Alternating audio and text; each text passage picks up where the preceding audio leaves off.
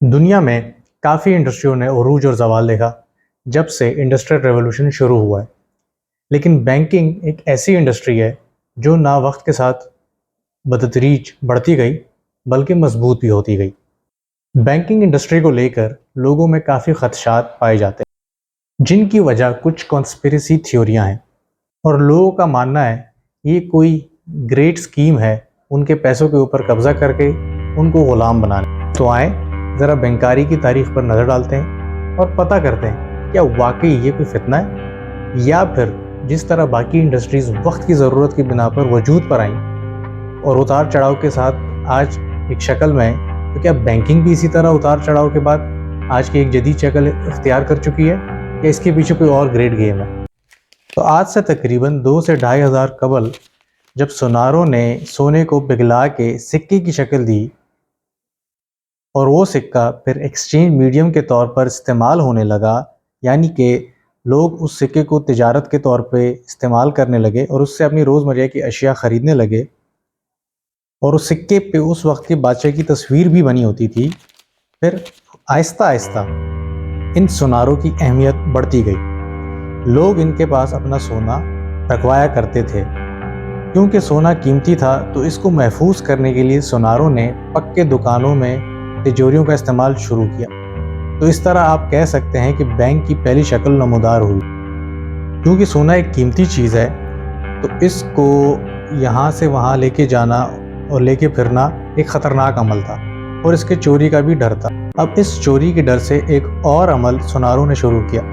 وہ یہ کہ جو ان کے پاس سونا جمع کرواتا تھا اس کے بدلے میں ایک سرٹیفکیٹ یا رسید اس شخص کو دے دیتے تھے۔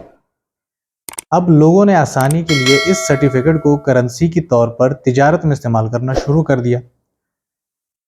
کیونکہ وقت کے سوناروں نے اپنے ہنر اور محنت اور امانت داری کا لوہا منوایا ہوا تھا، اس لیے لوگ ان سرٹیفکیٹ پر ان کی مہر کو دیکھ کر اس بات پر یقین کرتے تھے کہ اگر وہ یہ سرٹیفکیٹ سونار کو دیں گے تو اس کے بدلے میں سونار ان کو اتنا ہی سونا دے دے گا جتنا اس سرٹیفکیٹ پر لکھا ہوگا۔ ایک اور کام جو سونار کرتے تھے وہ یہ کہ جو قرض لینے آتا تو اس کو بھی سونار ایسا ہی سرٹیفکیٹ دیتے، جس پر سود بھی دینا پڑتا تھا، کیونکہ سونے کی چوری ہونے کا خطرہ رہتا تھا اور لوگ بآسانی اس کو میڈیم آف ایکسچینج کے طور پر استعمال کرتے تھے۔ تو یوں آپ کہہ سکتے ہیں کہ ایک جدید بینک شکل میں آیا۔ لفظ بینک اطالوی لفظ بینکوں سے اخذ شدہ ہے، جس کے مطلب ہوتے ہیں بینچ، کیونکہ اس زمانے میں لوگ ایک بینچ اپنی دکان کے باہر لگا کر سرٹیفکیٹس کا بیوپار کرتے تھے یا سونے کا بیوپار کرتے تھے، تو یہ اسی نام سے مشہور ہو گئے۔ تو یوں آپ کہہ سکتے ہیں کہ سوناروں کا کاروبار ایک جدید بینک کی شکل اختیار کر گیا اور ان کی پبلک ڈیلنگ بہت زیادہ بڑھ گئی۔ اب جب لوگ ان رسیدوں کو عام طور پر استعمال کرنا شروع ہو گئے اور قرض بھی اس صورت میں لینے لگ گئے، تو سوناروں نے لالچ میں آ کر قرض کے طور پر اتنے سرٹیفکیٹ دیے جتنا ان کے پاس سونا موجود ہی نہیں تھا۔ مثلاً اگر ایک سونار کے پاس 1 ٹن سونا تھا تو اس نے 2 ٹن یا 3 ٹن کا قرض آگے لوگوں کو دے دیا۔ اب یہ بات عام لوگوں کو معلوم نہیں تھی، لیکن سونار اس سے بخوبی واقف تھے، اور ان کو یہ خوف تھا کہ اگر تمام لوگ اپنے سرٹیفکیٹ لے کر واپس آئے اور اپنا سونا مانگا تو ہم کیسے پورا کریں گے۔ سوناروں کا سارا کاروبار ہی اسی بھروسے پر چلتا تھا، اور اگر یہ اعتماد ختم ہو گیا تو سونار دیوالیہ ہو جائیں گے اور سڑک پر آ جائیں گے۔ ایسے حالات سے بچنے کے لیے بینکوں نے یہ حل تجویز کیا کہ کیوں نہ ایسا مقامی سینٹرل بینک بنائیں جہاں باقی سارے بینکس اپنے اثاثے جمع کرائیں گے، اور اگر کسی ایک بینک پر کسی دن لوگوں کا رش بڑھتا ہے، کیونکہ یاد رکھیے رسید کا مطلب ہے کہ جس کے پاس وہ رسید ہے اس پہ جتنا گولڈ لکھا ہے تو اس کو اتنا گولڈ ملے گا، تو سینٹرل بینک اس بینک کو باقی بینکوں سے ادھار لے کر دے گا اور مالی نظام تباہ نہیں ہوگا۔ اس طرح سویڈن میں دنیا کا پہلا سینٹرل بینک وجود میں آیا،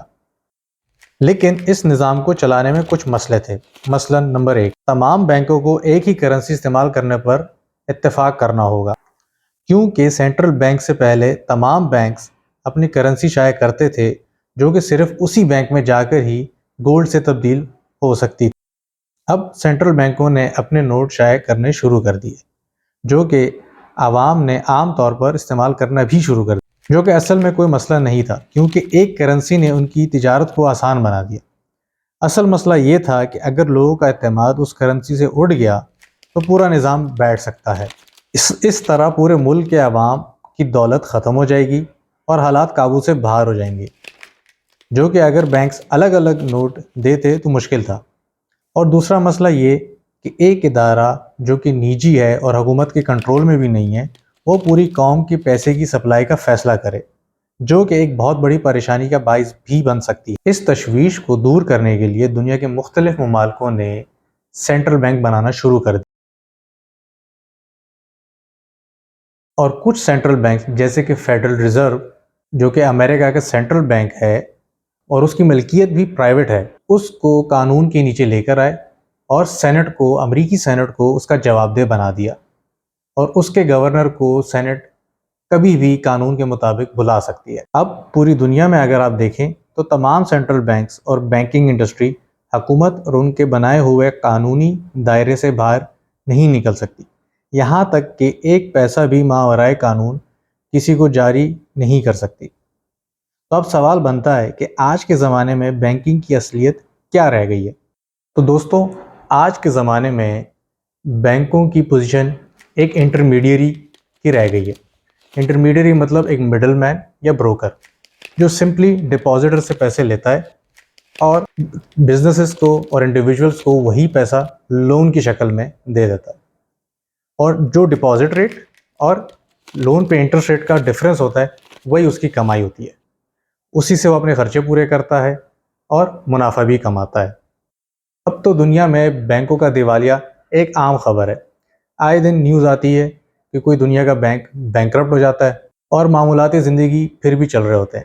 کیونکہ گورنمنٹس نے ایسی ریگولیشنز بنائی ہوئی ہیں کہ ڈپازٹرز کسی بھی حالت میں، چاہے بینک بینکرپٹ ہو جائے، وہ سیف۔ کچھ ملکوں میں ڈپازٹس پوری طرح سیف نہیں ہوتے اور ان کی چند اماؤنٹ ہی انشورڈ ہوتی ہے، اور کچھ دنیا میں یہ رول ہے کہ آپ کو پورے پیسے بھی واپس مل جاتے ہیں اگر بینک دیوالیہ ہو جائے۔ تو اس سے ہم اس نتیجے پہ پہنچتے ہیں کہ نہ تو بینک کوئی فتنہ ہے، نہ کوئی ایک پرعزم اسکیم ہے جو ہمارے پیسوں پہ قبضہ کرنے کے لیے بنائی گئی ہے، بلکہ کسی بھی اور انڈسٹری کی طرح یہ ملک کی معیشت پہ ڈیپینڈنٹ ہوتی ہے۔ اگر ملک کی معیشت اوپر جاتی ہے تو بینکنگ انڈسٹری بھی ترقی کرتی ہے، اور اگر ملک کی معیشت کمزور ہو تو بینکس بھی کمزور ہو جاتے ہیں۔